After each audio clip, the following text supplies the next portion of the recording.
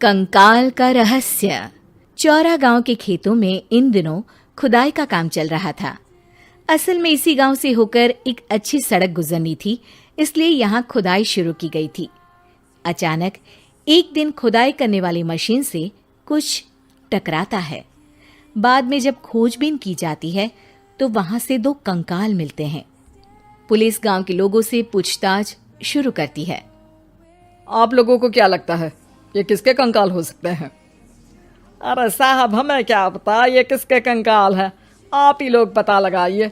हम लोग तो बहुत ज़्यादा डरे हुए हैं। हाँ, हमारी फॉरेंसिक टीम अभी आ रही है। ये बताओ कि इस गांव के रहने वाला कोई जोड़ा गायब तो नहीं ना? क्योंकि शुरुआती जांच में तो ये बात सामने आ रही है कि एक कंकाल किसी पुरुष का है तो एक किसी महिला का। साहब, हमें तो बहुत डर लग रहा है। ऐसे कंकाल मिलने का मतलब गांव के आसपास ही किसी की हत्या हुई है या फिर किसी को जलाकर मार डाला गया है। हाँ साहब, हम अपने परिवार को लेकर बहुत ही ज्यादा परेशान हैं। देखिए, आप लोगों की परेशानी हम समझ सकते हैं, लेकिन आप लोगों को पुलिस का सहयोग करना होगा, क्योंकि आपके सहयोग के बगैर हम ये पता नहीं लगा सकते हैं कि आखिर ये किसके कंकाल है और इनकी हत्या किसने की। ठीक है साहब, गांव के लोग आपका पूरा सहयोग करेंगे। हाँ साहब, पूरा सहयोग करेंगे। तो फिर ठीक है, हम अपनी जांच शुरू कर देते हैं। कुछ दिन बाद जांच रिपोर्ट आ जाती है। पता चलता है कि ये कंकाल करीब 20 साल पुराने हैं, यानी 20 साल पहले किसी जोड़े की हत्या कर शव को यहाँ पर दबा दिया गया था। इंस्पेक्टर राघव, ये बताओ कि 20 साल पहले की मर्डर मिस्ट्री क्या अब सुलझ सकती है? हाँ सर, क्यों नहीं। लेकिन अब सबूत और गवाह काफी मिट गए होंगे। मुश्किल तो होगी, लेकिन शायद किसी परिवार को इंसाफ मिल सके। इंस्पेक्टर राघव, आप बिल्कुल सही कह रहे हैं। किसी परिवार को तो इंसाफ मिलेगा ही और किसी को उसके किए की सजा भी मिलेगी। जी सर, मैंने तो जांच शुरू भी कर दी है। 20 साल पहले इस गांव के 2 जोड़े अचानक कहीं गायब हो गए थे। मैंने दोनों ही परिवारों के बाकी के सदस्यों से बातचीत शुरू की तो उन्होंने बताया कि उनके बच्चे शहर गए थे, लेकिन आज तक वापस नहीं लौटे हैं। लेकिन ये दोनों शव किस परिवार के सदस्यों के हैं, ये कैसे पता चल सकेगा? सर, मैंने डीएनए टेस्ट करवा लिया है। आज शाम तक इसकी रिपोर्ट भी आ जाएगी। अच्छा, ठीक है। उसी शाम को सर, डीएनए रिपोर्ट के मुताबिक ये दोनों ही लाशें चौरा गांव के रहने वाले प्रधान सुल्तान सिंह के बेटे और बहू की है। लेकिन इनकी हत्याएं किसने की है, ये कैसे पता लगेगा? इसी का तो पता लगाने की कोशिश में जुटा हूँ सर। आज सुल्तान सिंह से मिलने भी जा रहा हूँ। मेरा बेटा और बहू तो मेरे लिए सिर्फ यादों में ही रह गए थे। हमें उनकी लाशें तक नहीं मिल सकी थी। आज 20 साल बाद उनके कंकाल मिले हैं। मैं अब किसके लिए जीऊं?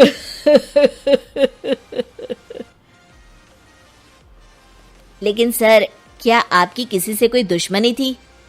अपने बेटे बहू की हत्या के लिए आप किसे जिम्मेदार मान रहे हैं? अब मैं किसका नाम बोलूं? मेरी तो किसी से दुश्मनी नहीं थी, बस मेरे बेटे बहू को कोई वापस ला पाता।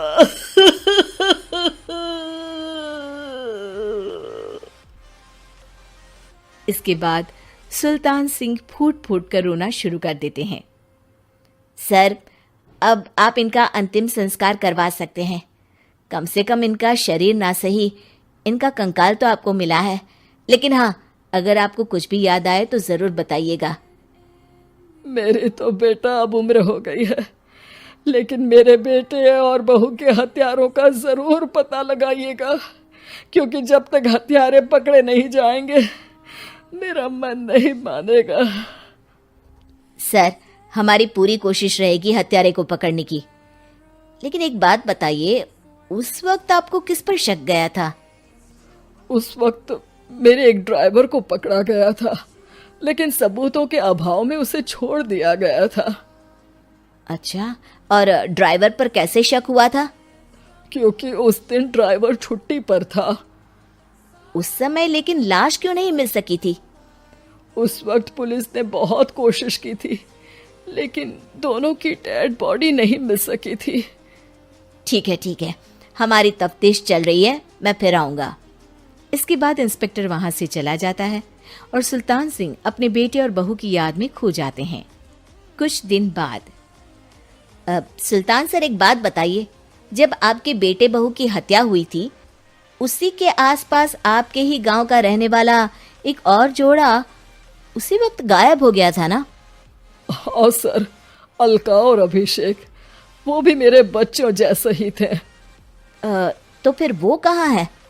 उनका भी आज तक पता नहीं चल सका, लेकिन बताते हैं कि कुछ साल पहले अभिषेक को गांव के ही किसी आदमी ने मुंबई में देखा था, लेकिन फिर वो गायब हो गया। यानी अभिषेक और अलका की हत्या नहीं हुई थी, बल्कि उन्होंने किसी वजह से खुद ही गांव छोड़ दिया था। हाँ, हो सकता है, क्योंकि अभिषेक मेरे बेटे संतोष का अच्छा दोस्त था और उसका मेरे घर भी आना जाना लगा रहता था। हो सकता है कि उसने मेरे बेटे और बहू के बारे में सुन लिया हो और ये गांव छोड़ दिया हो सकता है। उनके परिवार का कोई अब नहीं रहता क्या इस गांव में? अब तो कोई नहीं रहता। एक चाचा थे, लेकिन उन्होंने भी अपना पुश्तैनी मकान बेच दिया है। वो भी अब कहीं शहर में ही बस गए हैं। ओह, अभिषेक और अलका के बारे में भी पता लगाना होगा। हो सकता है कि वही इस हत्या के बारे में कुछ बता सके। हो तो सकता है, लेकिन वो बेचारे तो खुद ही वक्त के मारे थे, वो क्या बताएंगे। फिर भी सर, जब केस दोबारा खुला है तो जांच तो करनी ही पड़ेगी, और इस बार तो लाशें भी बरामद हुई है। कुछ दिन तक लगातार तफ्तीश चलती रही। एक दिन थाने से सुल्तान सिंह को फोन आता है। हाँ, कौन बोल रहा है? सर, मैं कांस्टेबल तुलाराम बोल रहा हूँ थाने से। आपको थाने आना पड़ेगा। थाने? लेकिन क्यों? सर, किसी की पहचान करवानी है। अच्छा ठीक है, मैं दोपहर तक पहुंचता हूँ। सुल्तान सिंह दोपहर में थाने पहुंचता है। कई पुलिस के अधिकारी वहां मौजूद रहते हैं। सर, आपके बेटे की हत्या का रहस्य आज शायद सुलझ जाए। अच्छा इंस्पेक्टर राघव, पर वो कैसे?